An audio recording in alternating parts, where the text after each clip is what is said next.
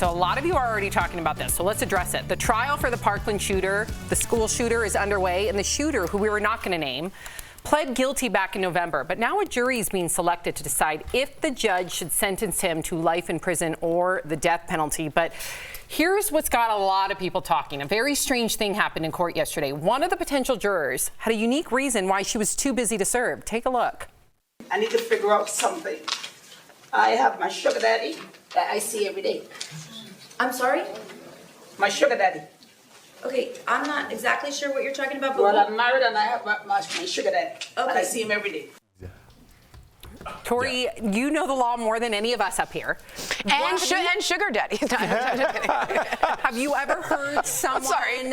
We're not going to talk about the seriousness of this case, okay? Right. We're just going to put that aside, so don't think that we're, like, not addressing it. But let's talk about this. I've never heard of something like this. Yeah, and so you know, if it's a high-profile case, once you go into what you call voir dire, which is what they pick you out, can you do it or can you not, people come up with crazy excuses. I had a guy, we walked in to be seated, and he's like, I don't like the government.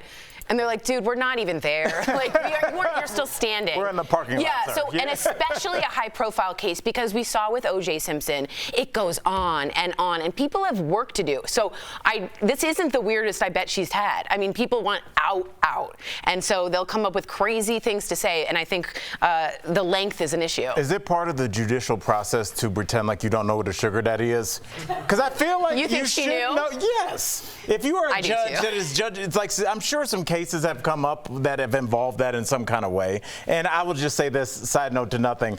I can speak for you, Jeff. The only reason we know what voir dire is, I was about to say, my cousin Vinny. Absolutely. It's the only reason we know anything. Voir dire? Yeah. Yes.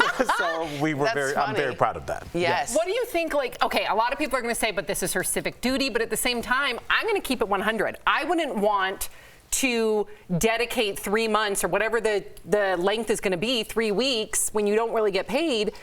Is that bad to say out loud? No, I think a lot of people, I think that's exactly what she was doing. Exactly. She wasn't talking serious. She was trying to get off the case, right? Yeah. Because it does take a long time. Another movie referencing jury duty. Remember Pauly Shore? Right. When he takes advantage, he has the Sorry. It's correct. I don't know if that's a good look. Have you ever done anything like this? I've never been on jury duty, but I did have that ticket that I talked about in Beverly Hills where Jordan was driving my car and it was $500 for running a yellow light. And I'm not even joking. I had a whole scene I was going to play out in front of the judge how that was a prostitute and she was going to get coffee for me. I'm not even joking. I love it. $500 to go through, and I had the whole thing planned and he just like dismissed it. Now I was like ready to put on a DiCaprio show up there.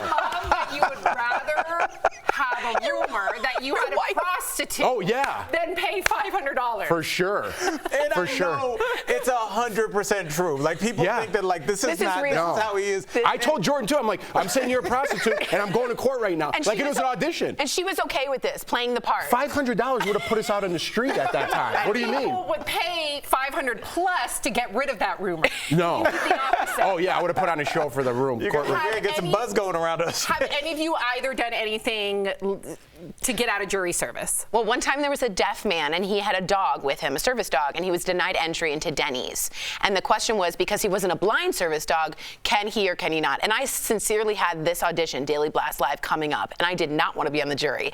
So I spoke a little sign language and said, my dog, I overdid it, and they quickly excused me. Oh, wow. What about you, Al? No, and I feel weird. I feel like I'm on the outs. Everybody I know has at least been contacted for jury duty. Like, what's the government trying to say about me? I've been contacted and I just push a bunch of buttons on the phone and then they stopped contacting. What does that mean? How do you? I don't know. I literally, like, they were like, and push this for this, and then I just started pushing a bunch of buttons, and I think they didn't think I was worthy. I think, yeah, I just think I've not been asked back. that's Sam's tactic for everything, though, and sadly, it would probably work. If you just didn't want to talk to a bill collector, just start pushing buttons. There we go. I know. All right. Go.